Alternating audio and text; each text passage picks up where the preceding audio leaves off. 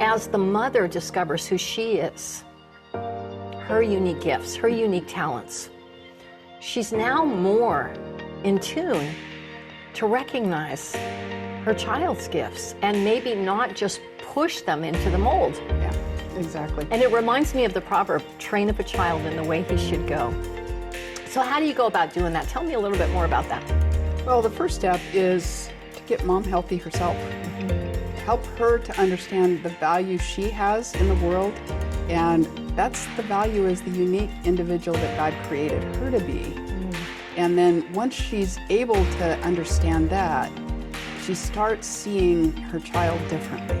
She's able to start bringing out the confidence in that child because she recognizes where they shine.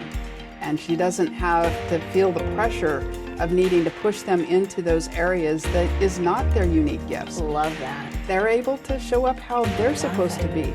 Now, I have to say, if you're going to be a doctor, I would like you to go to college. Right. But if you're not going to... Before you operate, please go to school. That's right.